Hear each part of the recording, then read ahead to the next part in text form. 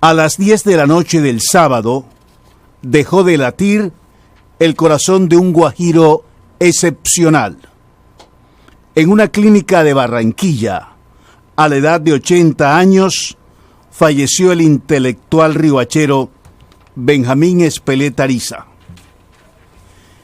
El sabio, como lo denominé varias veces públicamente, el maestro Benjamín Espeleta, representó uno de los valores humanos más sobresalientes de la sociedad guajira, riohachero raizal. Fue un hombre multifacético, con una reconocida formación intelectual. Se desempeñó como locutor, periodista, médico y alcalde en 2 ocasiones de la ciudad de Riohacha. Son, entre otras, las facetas más destacadas de este varón paradigmático de la península que se nos acaba de ir. Fue el presidente fundador de la Academia de Historia de La Guajira y miembro de la Academia Colombiana de Historia.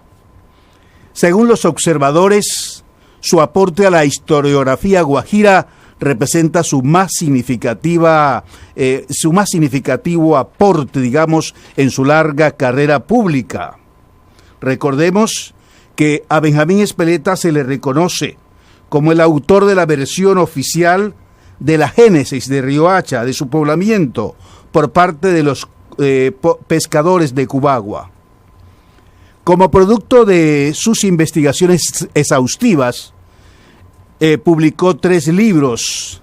El primero sobre Luis Antonio Robles, el segundo sobre la nueva historia de Riohacha y el tercero sobre el patrimonio cultural turístico de La Guajira. Dejó 2 obras inéditas. Además de otras posiciones, más bien en la administración pública, el historiador Benjamín Espeleta fue alcalde, como hemos dicho, en 2 ocasiones de la ciudad de Riohacha. De sus calidades humanas e intelectuales, es mucho lo que hay que destacar de Espeleta Ariza.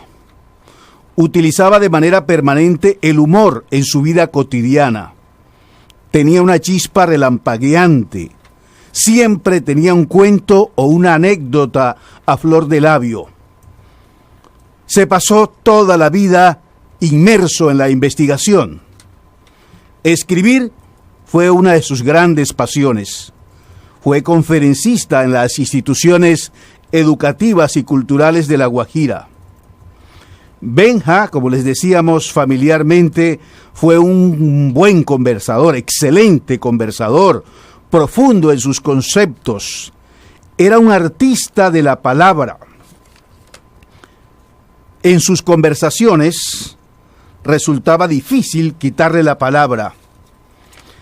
Era dueño de una caligrafía perfecta. La voz de locutor la conservó hasta en sus últimos días. Tenía una dicción envidiable. Dentro de su versatilidad, una de las cualidades del maestro Espeleta era su vastísima cultura general.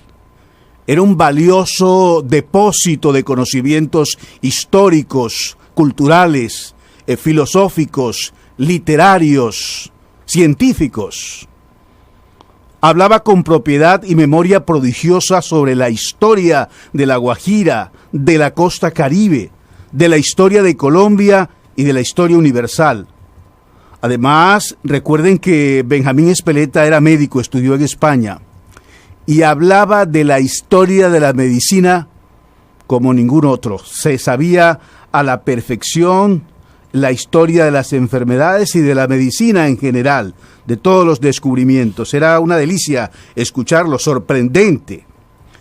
El maestro Espeleta era además un apasionado de la lengua castellana, era un maestro del idioma, era un filólogo. Cuando se trataba de corregir un texto suyo o ajeno, nos corrigió muchos textos, a muchos. Era lo que llama García Márquez era muy generoso, tenía la generosidad, decía García Márquez sobre el tema, era generoso. Tenía la generosidad del maestro de escuela cuando se trataba de corregir gramática, el idioma. Cuando se trataba de corregir, Benjamín era un inquisidor implacable.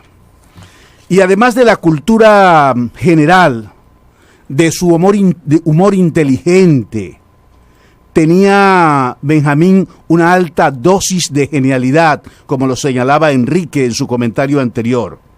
Así pues, el nombre de Benjamín Ezpeleta Ariza queda inscrito en la historia contemporánea por sus investigaciones y su estatura intelectual y por todo lo que encerraba su personalidad multifacética.